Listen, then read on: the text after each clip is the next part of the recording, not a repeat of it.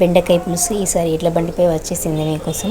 తీయగా పుల్లగా కారంగా చాలా బాగుంటుంది. చింతపండు పులుసుతో చేసింది ఏదైనా సరే నెక్స్ట్ డేకి అయితే రుచి డబల్ అవుతుంది. సో ప్రాసెస్ చూసేద్దామా. ముందుగా అయితే ఒక కడాయి పెట్టుకుని అందులో కొద్దిగా ఆయిల్ వేసుకుని బెండకాయ ముక్కల్ని ఈ సైజులో కట్ చేసుకుని కొంచెం జిగురంతా పోయేంత వరకు అయితే సిమ్లో పెట్టుకుని అయితే మంచిగా ఫ్రై చేసుకోండి. సో ముందే ఆయిల్లో ఫ్రై చేసుకోవడం వల్ల జిగురు అనేది పోతుంది. మనం పులుసు చేసినప్పుడు బంక్ అనేది ఎక్కువగా రాదనమాట. సో ఇలా అయితే తప్పకుండా ఫ్రై చేసుకోండి. సో ఈ మాత్రం ఫ్రై అయితే సరిపోతుంది. సో ఇప్పుడైతే వీటిని అయితే పక్కన పెట్టేసుకోండి. నెక్స్ట్ అదే బౌల్లో ఇంకొంచెం ఆయిల్ వేసుకొని ఆవాలు, జీలకర్ర, సన్నగా పొడుగు కట్ చేసి పెట్టుకున్న ఆనియన్స్. సో ఆనియన్స్ అయితే ఒక 2 తీసుకున్నాను. బెండకాయలు అయితే 1/2 kg వరకు ఉంటాయి. సో ఇప్పుడు ఆనియన్స్ కూడా వేసి మంచిగా ఫ్రై చేసుకోండి. ఇవి ఎక్కువగా ఫ్రై అవ్వాల్సిన అవసరం లేదు. ఆనియన్స్ కొంచెం మగ్గిపోతే సరిపోతుంది. సో నెక్స్ట్ ఇందులోకి కొద్దిగా కరివేపాకు. సో ఇప్పుడు కరివేపాకు మొత్తం మంచిగా ఫ్రై అయ్యేదాకా ఫ్రై చేసుకోండి. పచ్చి వాసన పోయేంత వరకు. ఇది మంచిగా ఫ్రై అయిపోయిన తర్వాత ఇందులో అల్లం వెల్లుల్లి పేస్ట్ అలాగే పసుపు ఈ 2 ఒకేసారి వేస్తే అల్లం వెల్లుల్లి పేస్ట్ తొందరగా ఫ్రై అయిపోతుంది. ప్రీవియస్ వీడియోస్లో చాలాసార్లు చెప్పాను నేనైతే. సో ఇది అల్లం వెల్లుల్లి పేస్ట్ మొత్తం మంచిగా వేగిపోయిన తర్వాత నెక్స్ట్ ఇందులోకి జీలకర్ర, మెంతులు వేయించిన పౌడర్ ఉంటుంది కదా, సో అది ఒక 1/2 టీ స్పూన్ వేసుకోండి.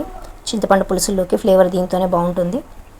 జీలకర్ర, మెంతులు కొంచెం లైట్ బ్రౌన్ కలర్ వచ్చేంత వరకు వేపుకోవాలన్నమాట సిమ్లో పెట్టేసి. ఆ పౌడర్ సాంబార్లో, చేపల పులుసులో, ఇంకా చింతపండు చేసే ఏ కర్రీలో నేనైతే అది తప్పకుండా వేస్తాను. సో రెసిపీ కావాలంటే ఎప్పుడైనా పోస్ట్ చేస్తాను చేసి. సింపుల్గానే ఉంటుంది, షార్ట్లో పెడతాను. సో నెక్స్ట్ అయితే ఈ బెండకాయలు అందులో వేసి కొంచెం ఫ్రై చేసుకొని మీ టేస్ట్కి తగినంత ఉప్పు, కారం, పులుపు కర్రీస్లో ఎప్పుడైనా సరే ఉప్పు కారం కొంచెం ఎక్కువగానే పడతాయి. సో చింతపండు పులుసును డామినేట్ చేయాలంటే ఖచ్చితంగా ఉప్పు కారం ఎక్కువగా ఉండాలి కదా. సో ఇది మంచిగా ఫ్రై చేసుకొని నెక్స్ట్ ఇందులోకి చింతపండు పులుసు వేసుకోండి మీ టేస్ట్కి తగినంత. చింతపండు పులుసు పోసిన తర్వాత ఫ్లేమ్ని మీడియం ఫ్లేమ్లో పెట్టుకొని మరగబెట్టాలి. కొంచెం ఒక 15 to 20 minutes అయితే మరగబెట్టేసుకోండి. సూప్ కొంచెం తిక్కుగా అయిన తర్వాత ఇందులోకి బెల్లం, ఒక 1 టేబుల్ స్పూన్ బెల్లం. పులుపు చింతపండు ఎక్కువగా ఉంటే వేసుకోండి, లేదంటే స్కిప్ చేసేయండి. మా చింతపండు అయితే పులుపు ఎక్కువగా ఉంటుంది, సో అందుకే నేనైతే వేశాను. సో ఇప్పుడు బెల్లం మెల్ట్ అయిపోయి ఇంకొంచెం తిక్కుగా అయిన తర్వాత 1 టీ స్పూన్ ధనియాల పౌడరు. సో ఇది కూడా వేసి మంచిగా మిక్స్ చేసుకోండి.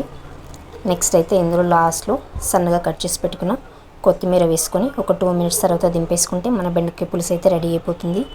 ఇది వేడిగా ఉన్నప్పుడు ఒక రుచి ఉంటుంది, చల్లారిపోయిన తర్వాత ఒక రుచి ఉంటుంది. వేడిగా కంటే చల్లారిపోయిన తర్వాత రుచి అయితే ఇంకా చాలా బాగుంటుంది. సో తప్పకుండా ట్రై చేయండి. వీడియో నచ్చితే లైక్ చేయండి, షేర్ చేయండి. మన ఛానల్ని కొత్తగా చూస్తున్న వాళ్ళైతే తప్పకుండా సబ్స్క్రైబ్ చేసుకోండి.